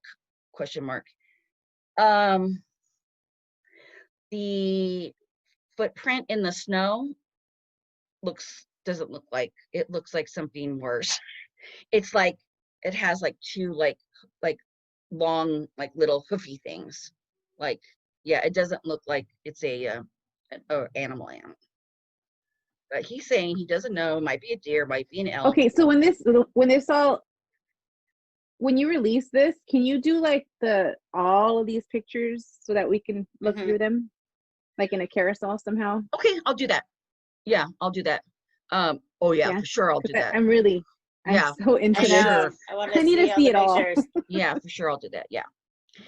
The next night, the same thing happened. I got up in the middle of the night and I thought I saw some movement in the blackness outside. This time I stood at my window and gazed out, straining my eyes to see, waiting for them to adjust to the night.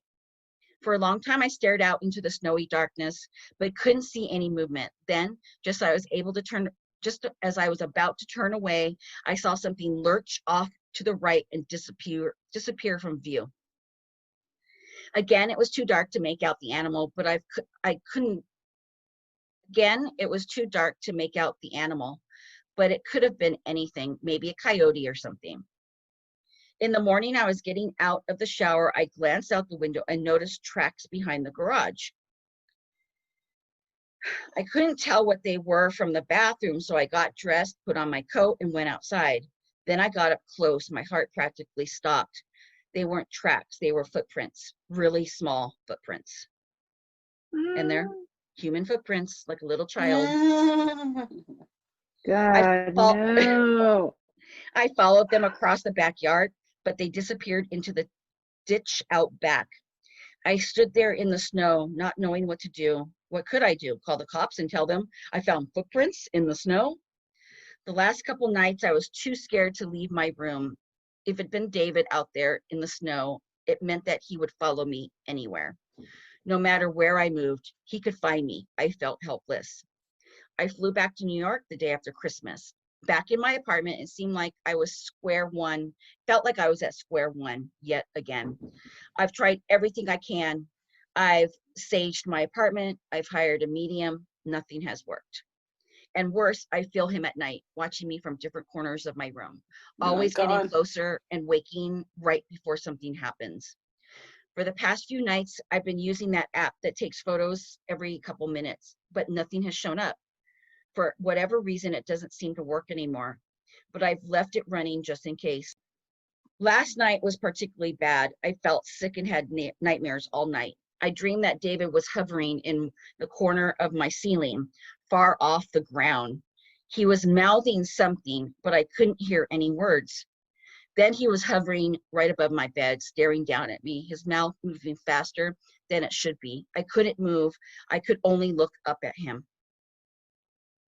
Suddenly, he plummeted downward, and I felt this huge pressure crash onto my chest. I woke up gasping. Ooh. The wind completely knocked out of me. I sat up and looked around frantically, heaving for air, but there was nothing. Then I caught my breath. I retrieved my phone from the dresser.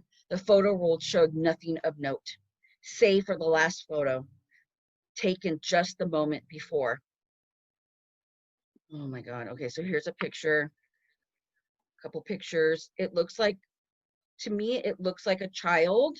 Like, you know, when like a baby falls asleep on your chest and their arm is out and they're just kind of like hugging you. That's what it looks like. That's what it looks like.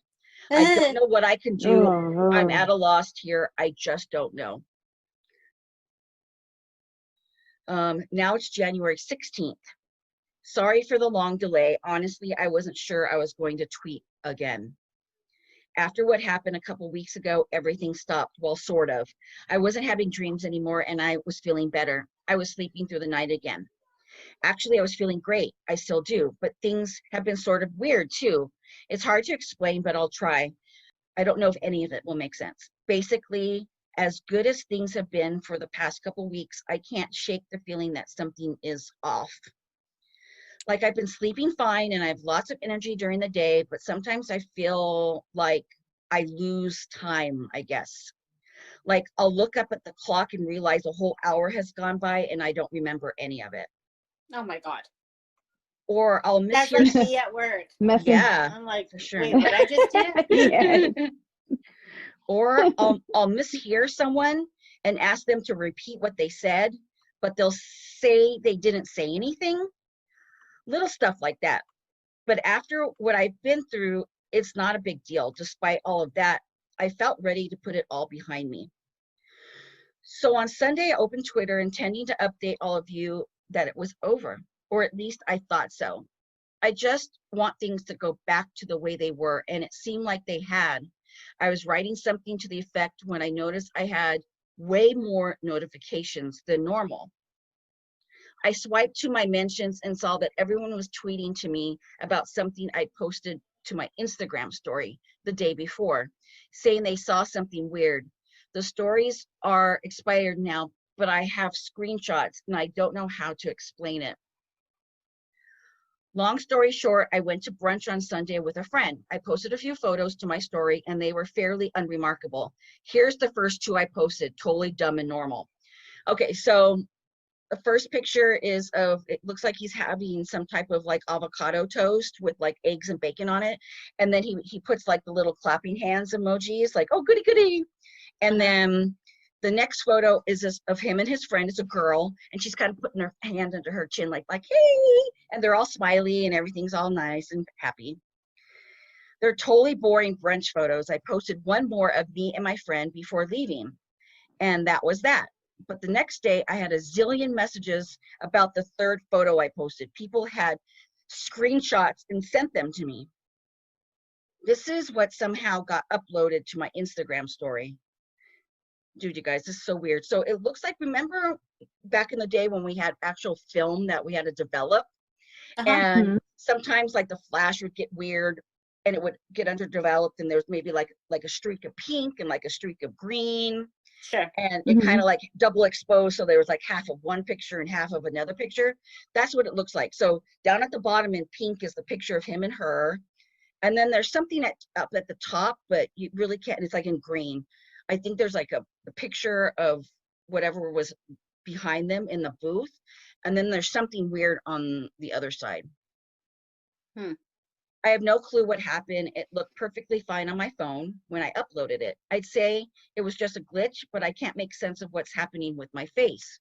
I know what it looks like, what it probably is, but I don't know if I care anymore. I really just want things to be normal again, and things to feel normal enough right now. I don't know. I guess I'll keep you updated if something else happens. So does he explain what the fuck this is? I just want to see this picture. I know. I want to know what he thinks it is. Let me, okay, see if you can. Okay, see there's the pink and the blue. So he's all the way on, I don't know, it's my right. Oh, something's fucked up on his face. Oh, I see. I see what you're saying. Okay. Yeah, there's just some weird part. But you know what? He doesn't tell us what it was. What happened? Okay, scrolling. Okay, so now it's January 28th. And he just posted a video with nothing. And I'm going to play this video. It's his cat. So he's on the floor, or the camera's on the floor, and his cat is sitting there. And he's just kind of like doing this, like glaring up into the ceiling and just moving his head back and forth. And then he looks over to the left, looks like he sees something. Now he's looking back at the camera. And now he's meowing. Meow. Just keeps him, and now the cat kind of turns around like he's unsure of what he's looking at. And he just keeps on just meowing. And that's where the video ends. And then it's February 3rd, and he's like, everything is fine. That's all he says. Then it's February 14th. Please don't worry about me. I'm okay. Everything will be like it was before. And then he posts another video, and it's almost of the same thing. His cat is just sitting there, and the cat's kind of like jerking his head back, like something's like swatting at him, maybe. Aww. And he's just kind of staring and looking around, and he's meowing. And then he just turns and looks at the camera and he's meowing like, Dad, what is that, Dad? Like the cat's trying to tell him like, what the fuck? Yeah. Fucking creepy. The cat's man. like, what's wrong with your fucking face? And he said, it's like almost a minute and a half of that. For everyone asking if I'm alive, I'm doing okay. It's been pretty cool. Okay, so this is March 12th, y'all. So this is a month later. For everyone asking if I'm alive, I'm doing okay. It's been pretty quiet around here lately, and I've been trying to focus on work. Of course, I'll keep you updated if anything strange happens. But for now, I'm staying busy and drawing and working on other projects. So that was the last post. That was the last Twitter post. That was March 12th, 2018. That's it? That's it. So we don't know what the fuck's going on, right? So now you have to understand that people are fucking going nuts, right? They're like tweeting him like, what the fuck, right? So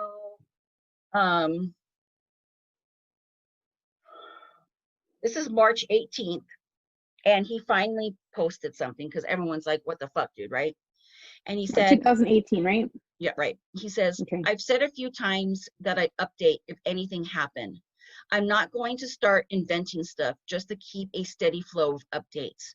I'll promise to keep you informed, but if you're only here for David tweets, I don't know what to tell you. I've had this account for 8 years. So now the guy's getting pissed, right? Because people are like, people want to know about Dear David and nothing else, like what he ate for breakfast or whatever. Right. So he's replying to this guy, Scott Taylor, and he says, hey, it's cool if you're done with the whole David saga, but if you could maybe make a statement to wrap it up.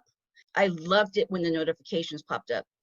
But if it's something in the past, I'm just going to turn off the notifications when you tweet. So that was that.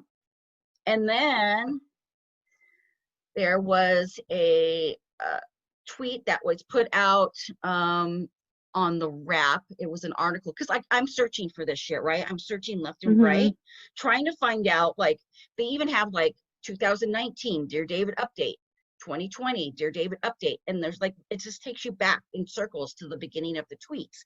There's nothing there. So right around the time that the tweet stopped, Adam Alice got a movie deal. Okay. For Dear David? Yes. So he tweeted, I've never been interested in convincing anyone that ghosts are real. I just wanted to tell my story. If it was all fiction, I probably would have updated more than once a week, every couple of weeks. So I think what's happening now is he's responding to people saying it's fake, because you'll find a lot of stuff also when you search Dear David, proof it's fake, proof this, proof that, whatever. Okay. So BuzzFeed, which is who he used to work for when this was happening, BuzzFeed Studios pulled in producer Dan Lin to produce, this is what the movie is called, the untitled Dear David Project. Interesting. It's a high concept horror thriller, and it's being put out by New Line Cinema. So that's big time. Wow. So this is supposed to be released in 2020. Now, I've been looking stuff up and I can't even find anything about this. But supposedly this was posted June 8th of 2018. So this is what, 3 months after he posted in March. The movie, they're saying that the movie will give an ending to the story.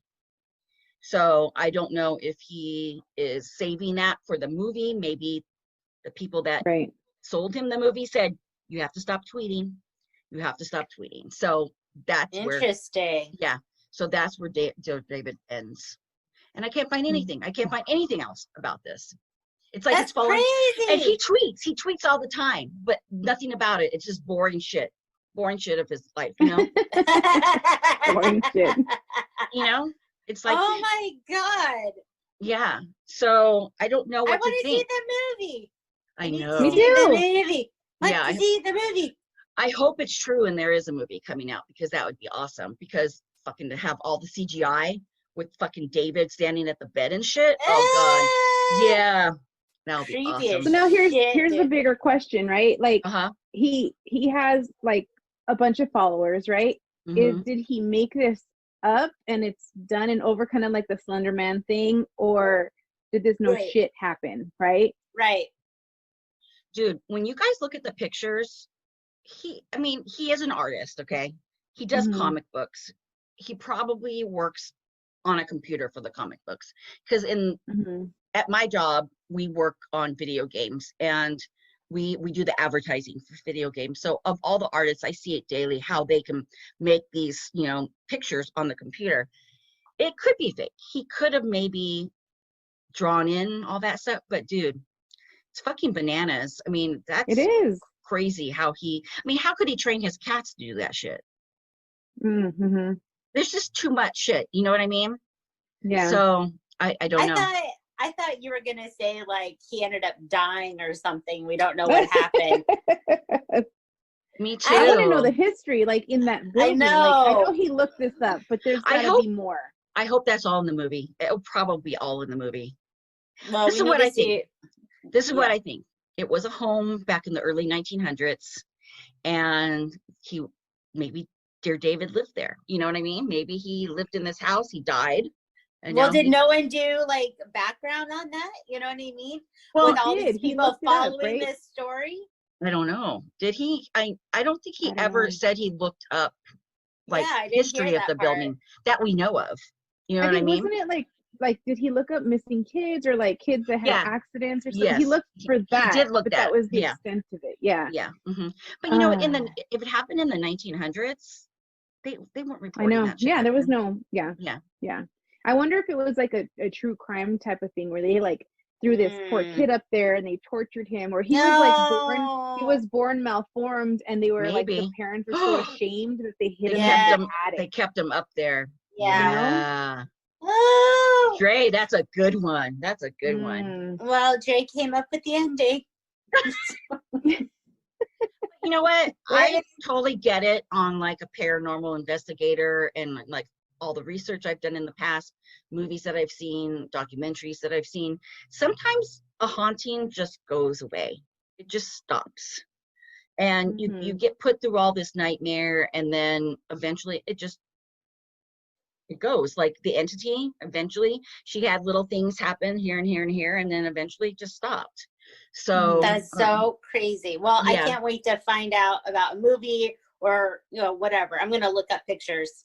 Yeah, I know. I can't you know wait. What? I want to see them all. I think he pissed off a lot of people too. You know, if he had a whole bunch of these, you know, followers listening to the story, he just kind of like, if he kind of just like ended it that way, I would have been like, what the fuck, dude? But I wouldn't want to not stop watching it in case he finally came back and said, hey, something happened, you know? Right. They're also waiting. Say like, hey guys, I got a movie deal, so I'm not allowed to speak on this anymore, but stay tuned. I can't wait to update you once the movie's out or something, you know, give us a little freaking carrot. No, he signed a big NDA with a big check. I'm pretty sure that's what happened. Like, because I'm sure we all know this. I'm sure they're going to add shit to it that didn't actually happen to make the movie pop more. Just like in the Entity, they added shit to that movie that didn't happen, but they added it because it made it more scary and more creepy and more, you scream loud and whatever. So, yeah. So there we go. That was a good story. I know. I freaked you guys out. I'm so excited. You guys are like freaking out. I don't think you guys have ever freaked out as much on any of my stories besides that one. I just wanted to listen and take it all in. You know what I mean? We actually stayed quiet for the majority of it. That never happened. I know. We get the initial from Red. I know, like yeah. So. Oh my gosh. What I'll do is, I'm gonna have to I'll put the website up. Wakelet. Is it Wakelet? I forget what it is. So that you can actually go on and see all the videos and stuff too. I don't know if I can post those. That's the thing. I don't know if that's a copyright issue or not. But I'll put up the website when I do my little pictures and stuff to show you guys of the last episode for part 1. I did put some pictures in the collage there, so that you can see where the cats were, you can see the peephole pictures, and so there are some of the stuff, but nothing from this part of the story is posted yet. So yeah, it's bananas. Very cool. Good job. Yay. Thanks for scaring the shit out of us. I love it. I love it. Right. Badass story of the week. Woo! All right. So I got a really cool, cute little story about a 9-year-old little girl who is the biggest badass entrepreneur you'll ever hear about. And I just want to go back to when you're young and trying to color people. I know I volunteered for my daughter's TK class, and the teacher always had them draw themselves, and it was like that little peach crayon was like hard to come by, you know? And we had like maybe 50% Hispanic who were like, that's not my color. You know, really? A couple black kids that were like, yeah, just using brown. Yeah. Oh no. Brown, right? But you're not really brown. Right. Right. Like, well, I get lucky. I don't have to use a crayon. I'm just the color of the white paper. So I just alabaster. That's right. There it is. That's what I am. So this little girl, she is Black and she's 9. And when she started this movement, she was only 8 years old. And the reason that she did it was because she said, you know, we're more than peach. And no, she's not brown. So in the spring of 2019, Belen decided that she was going to get together different colors for skin color and start donating a bunch of like a palette of crayons to 80,000 kids across the world. Oh, wow. Right? So she realized that she needed more money and more resources. So she developed something called the More Than Peach Project. Oh, wow. She realized that it was so expensive that it would be cheaper for her, because she was buying from like, you know, big brand crayons and stuff like that, brands, and then like basically taking out just the colors that were skin color kind of. And they still weren't fitting the bill, right? So she created her own brand, and it's called More Than Peach. And she has a bunch of crayons that match a bunch of different skin tones. It's basically all forms of brown and skin color, right? Right. And it would have, you know, Red's color, my color, Timo's color, any kind of color skin. And it really did kind of hit my heart a little bit, because I know when I'm coloring with my daughter, she kind of doesn't know what color to pick, because peach does not fit, you know, fit the bill. So she's donating 80,000 of her of the coloring crayons to different kids across the world. And then she's also donating, now she's gotten so big, like she's been on different like TV shows and stuff like that. So she's gotten a huge following now. I actually went on there and I bought 2 sets of the crayons, and they come with sketchbooks. How cool is that? I love it. Yeah. Very cool. And so she needs help. She needs everyone to go on there and buy it. There was something really interesting that happened that I noticed, that she actually came to Crayola and said, hey, Crayola, you know, I want to develop this kind of a line so that we can, you know, get it out there. Like, kids need this, right? When they're so young and they need to find their identity, and it's not peach. And Crayola said, oh no, we know how to do crayons. Don't worry about it. So this was just like months before Crayola decided to finally come out with a line of their own. Now she came out in spring of 2019, and Crayola just recently came out with their own skin color. Oh, wow. Yeah, I wonder where they got that idea, Crayola. I wonder. But I implore you, if you're going to buy skin color crayons, go to the morethanpeachproject.com and buy hers. Yes, they're $10.99. You get a sketchbook, but I mean, wow, 9 years old. More than hey, little badass. Yeah, that's awesome. That is a badass. Whenever I hear these stories of these amazing kids, like just making changes, first of all, I I'm so disappointed in my kids. And then in myself. And then I'm always like, what am I doing? So I just think we've all she's had a that badass, thought, you know? Yeah, she is a badass. That thought. When we're coloring people, we all had the thought, like, peach just doesn't cut it, man. It just doesn't. So you try to mix 2 colors or whatever, but it just doesn't cut it. It doesn't. You know what, Dre? Right. I actually, because I follow a lot of people that are artists that kind of do mixed media and stuff, because that's what I do. And I actually saw that somebody posted a set of crayons and a set of markers, and they're like, "Oh, this just came out. Great, Crayola's doing this now, whatever." I'm like, "Oh, they're so cool. I want to get those. I'm not buying those ones. I'm buying hers." More than peach. Yeah. Something that would drive me nuts when I was a kid is I have freckles, of course, and I hated my freckles. But when we were drawing ourselves, right, in elementary school, I was always like, where are your freckles? Got to draw your freckles on your picture. It would drive me nuts. Yes. They're not supposed to do have your that. freckles. I went to school to become an elementary school teacher, and my concentration, which is my minor, was in art. And you're not supposed to do that.